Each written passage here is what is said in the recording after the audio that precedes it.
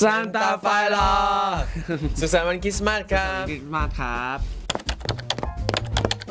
สวัสดีครับต่ายก้าโหหายบุญหายครับโหหายเปรมช่วงคริสต์มาสของผมถ้านึกได้จะย้อนกลับไปตอน 3-4 ปีที่แล้วไปญี่ปุ่นรอบที่เราสวนกันที่เราสวนกันใช่ตอนนั้นไปแบบว่ายังเด็กอยู่ไม่มีตังค์ยังไม่มีตังค์เท่าไหร่ก็คือแบบว่าไปแบบต้องกินธรรมดากินเขาเรียกว่าอาหารที่แบบเป็นอาหารเซเว่นเรียกว่าอะไรนะคืออะไรฟาสต์ฟู้ดอะไรอย่างเงี้ยใช่ครับแล้วก็ไปแค่ไม่กี่วันไปแบบเด็กมหาลัยไปก็สนุกดีใช่แล้วเป็นที่ญี่ปุ่นด้วยของพี่อะของพี่เหรอจะมีน่าจะเป็นที่ไหนวะน่าจะญี่ปุ่นเหมือนกันใช่ครับใช่เพราะพี่จะไปก่อนเปรมนิดนึงแล้วเปรมก็ไปก่อนตอนช่วงปีใหม่ปะใช่ไหมก่อนปีใหม่แป๊บเดียว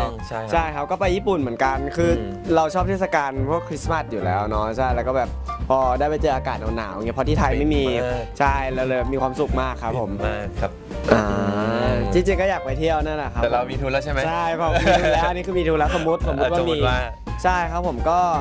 เอาจริงๆอยากไปทุกที่นั่นแหละครับผมที่แบบไม่เคยไปมาก่อนเนาะแต่เอาจริงช่วงนี้เราก็มีงานก็เลยแบบยังปีกตัวไปไม่ได้นะครับผมใช่ครับก็เลยอยากทำงานก่อนท่านถึงของขวัญวันคริสต์มาสนะฮะคือ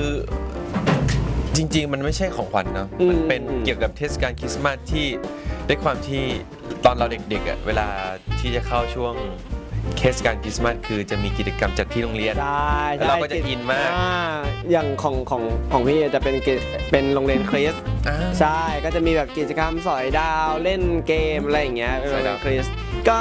ที่เขาจะเอาคูปองชิงโชคเหน็บไว้กับดาวอ่ะแล้วก็เสีย20 บาทเพื่อไปจับชิงโชคแบบดาวบนต้นไม้เยอะๆอะไรอย่างเงี้ยตายแล้วไม่เคยได้ยินใช่แล้วก็แบบมีลุ้นได้ตู้เย็นไมโครเวฟอะไรพวกนี้ด้วยนะใช่มันแบบเป็นความทรงจำที่ดีครับผมในช่วงคริสต์มาสแต่ของผมจะเป็นแบบว่าไม่ใช่ของขวัญจะเป็นเกี่ยวกับเทศกาลเกี่ยวกับโมเมนต์บรรยากาศนะตอนนั้นแหละแบบว่าประเทศไทยไม่ค่อยมีหน้าหนาวใช่แล้วพอหน้าหนาวเราก็จะอินมากๆแล้วจะมีจับฉลากของขวัญกับเพื่อนอะไรเงี้ยแล้วก็ทำกิจกรรมแบบว่าเป็นห้องเรียนไปร้องเพลงทำโชว์ใช่ครับผมคริสต์มาสปีนี้เหรอครับผมน่าจะมีงานหรือเปล่าไม่แน่ใจน่าจะติดงานอยู่ครับผมแต่ช่วงปีใหม่อาจจะมีไปบ้างแล้วก็หลังปีใหม่อะไรเงี้ยครับผมอยากพักผ่อนบ้างหลังจากทำงานมาทั้งปีหลังจากทำงานมารัวๆแล้วแต่ของผมคริสต์มาสก็ยังมีไปแฟนมีตที่ญี่ปุ่นครับในวันคริสต์มาสวันที่24ประจำอาทิตย์ครับก็คือคืนปีใหม่เลยนี่ใช่ไหมพอ25เป็นปีใหม่ไม่ใช่25เป็นคริสต์มาสใช่ครับผมก็เป็นธีมเกี่ยวกับคริสต์มาสกับแฟนคลับต้องแต่งซานตาคลอสแล้วนะยินดีมาเป็นซานตาคลอสไหมเดี๋ยวผมติดเขาให้พี่มาเอาอะ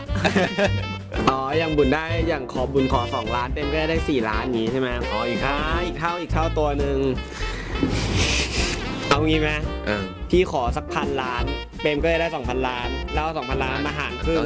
เห็นไหมแล้วผมก็ขออีก 2,000 ล้านพี่ได้ 4,000 ล้านแล้ว4,000 ล้านมาหารครึ่งเห็นไหมใช่เท่านี้เราก็จะรวย 3,000 ล้านถูกต้องไม่คน 4,000 อย่าคิดเลขเลยดีกว่าให้แฟนขับไปบวกเอาครับอยากซื้อบ้านซื้อสิ่งจำเป็นแล้วก็เอา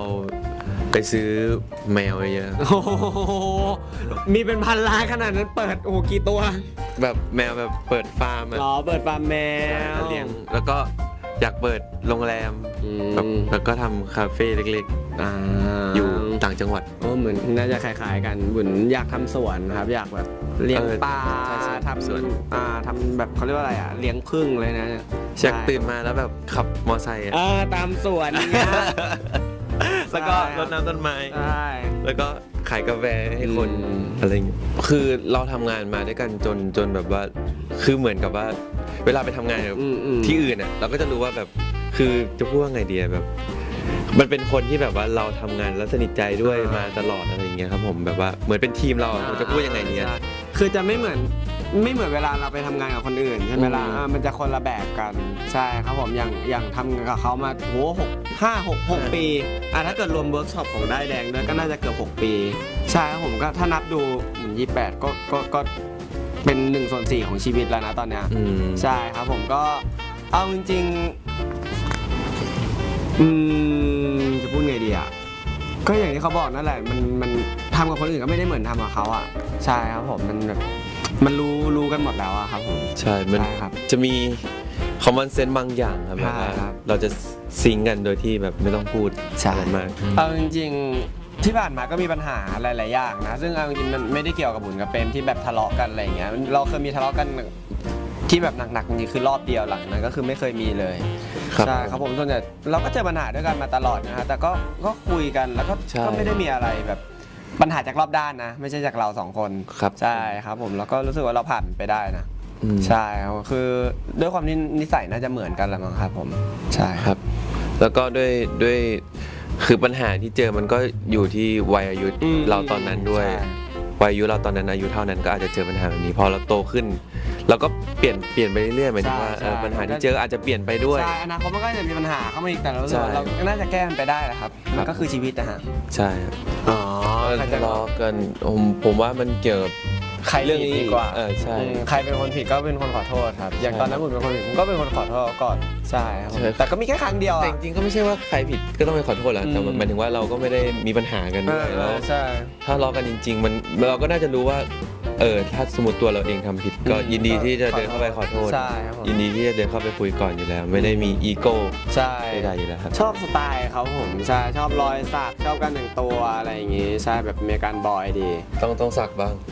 อยากอยู่ขอพี่นิวให้ได้ก่อน ต้องสักไปก่อนแล้ว ใช่ไหมเหมือนแบบเวลาไปเจาะหูอย่างเงี้ยแล้วค่อยบอกแม่ทีหลัง ใช่ เพราะแม่เห็นเอง ถ้ามานั่ง เงี้ย ทำอะไรไม่ได้แล้ว ใช่ มันจะแก้ไม่ได้แล้ว คือก็อย่างที่บอกเราชอบสไตล์เขาอะไรอย่างเงี้ยแบบเห็นเขาเป็นไอดอลใช่ครับผมก็ชื่นชมเขาแบบคอยเชียร์เขาแบบให้กำลังใจในผลงานเขาอะไรอย่างเงี้ยด้วยความที่เราเคยเป็นแฟนคลับมาก่อนเราเลยเข้าใจความรู้สึกว่าแฟนคลับเขาก็รออะไรบางอย่างจากเราอะไรอย่างเงี้ยใช่ครับผมอย่างเช่นเวลาไปหาตามอีเวนต์อย่างเงี้ยเราก็รู้ว่าเขาอยากเจอเราอยากถ่ายรูปอยากอะไรอยากคุยบ้างอะไรอย่างเงี้ยเราก็เลยจะให้เวลากับเขาตรงนั้นเป็นแบบเป็นพิเศษเลยคือ เราไม่อยากแค่ไปออกงานเพื่อจะได้ภาพอย่างเดียวเราอยากให้เวลาแบบแฟนคลับไปอะไรอย่างเงี้ยเขาอยากได้เจอได้คุยกับเราหน่อยแบบ อย่างน้อยคือเขานั่งรถมานานๆอ่ะเขาต้องได้อะไรจากเราไปเช่นแบบได้พูดขอบคุณได้พูดแบบเป็นไงกินข้าวหรือยังอะไรอย่างเงี้ยครับผมเราอยากให้เขาได้ตรงนี้ไปด้วย อย่างน้อยแบบเขาเหนื่อยมาทั้งวันแต่เขาได้กำลังใจจากเราเขาก็หายเหนื่อยมีช่วงนี้ตอนช่วงที่ถ่ายเชือกป่านมีที่มันมีหลายช่วงแหละแต่ช่วงที่เชือกป่านคือจะมีที่บุญเป็นไข้แบบหนักๆขับรถไม่ไหวอะไรอย่างเงี้ย ขับรถไปส่งแล้วก็ช่วงล่าง ลงหลุม ล โช ง ค หลุม แตกฮะแบบโชคพอคือรถบุญตอนนั้นมันเป็นรถสปอร์ตเนาะแล้วแบบเขาขับไปลงหลุมบุ้มโชคก็เลยพังไปเลย แต่ก็ไม่เป็นไรนะ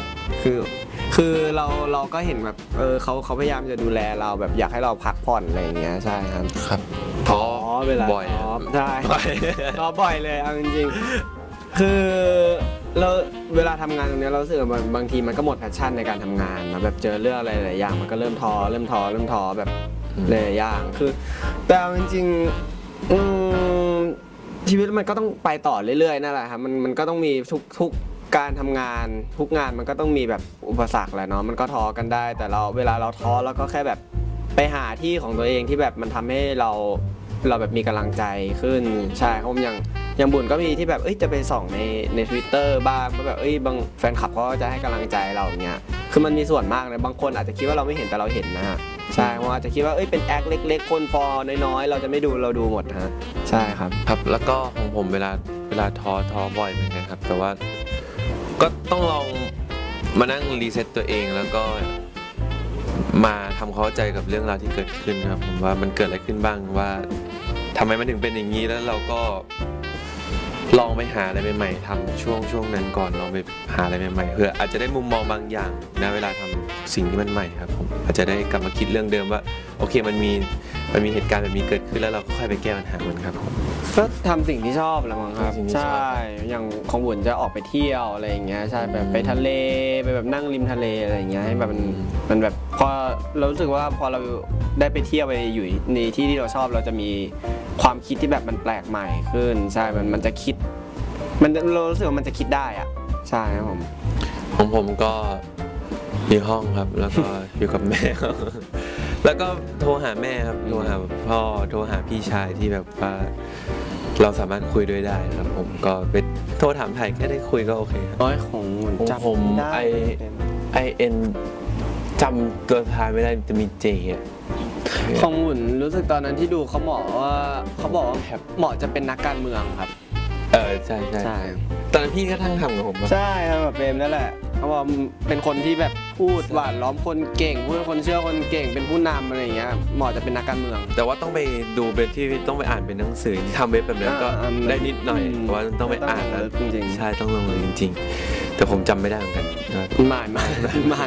ผมก็เป็นของผมเนี่ยแหละใช่เอาจริงๆผมว่ามันไม่ได้สามารถระบุว่าตลอดชีวิตเราจะ ใช่ ค่าคงที่แค่เนี้ยเรารู้สึกว่าแต่ละวัยมันก็สามารถเปลี่ยน เปลี่ยนได้ นิสัยได้ทุกอย่างแหละครับผม ใช่ครับ ใช่ตอนนี้ผมอาจจะพูดมากอนาคตผมอาจจะไม่พูดเลยก็ได้ ใช่แล้วก็กลับมาพูดมาอีกรอบก็เป็นไปได้ ก็เป็นไปนะ ประทับใจครับ อาหาร อย่างแรกคืออาหารมีโอกาสได้กินนก ใช่ ครั้งแรกในชีวิต นกพิราบอร่อยมาก แล้วก็ได้ไปตรงท่าเรือ ท่าเรือวิกตอเรีย ใช่ครับผม ผ แล้ว ม ก็ ได้เจอแฟนคลับนี่คืออย่างที่เราบอกว่าเราไม่เคยคิดว่าแบบ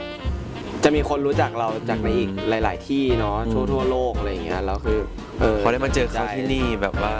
มันก็ยิ่งทำให้เราประทับใจที่ได้เจอตัวจริงเขาที่แบบไม่ได้เจอหลังจากที่ไม่เคยเจอกันมา ใช่ครับผมแล้วก็แบบทำให้เราอยากพัฒนาผลงานที่ดีขึ้นเพื่อตอบแทนเขาครับ ในวันคริสต์มาสผมก็อยากให้ทุกคนมีความสุขมากๆได้ใช้เวลาที่ดีร่วมกับคนในครอบครัวและคนเพื่อนสนิทคนที่รู้ใจของคุณครับผมแล้วก็ขอให้มีช่วงเวลาดีๆในวันคริสต์มาสนะครับผม ครับผมเช่นกันครับผมก็ขอให้มีความทรงจำดีๆในวันคริสต์มาสนะครับผมก็ขอให้ไปเที่ยวอย่างสนุกสนานนะครับผมก็อยู่กับครอบครัวอยู่กับคนรักนะครับผมมีความสุขมากในวันคริสต์มาสครับ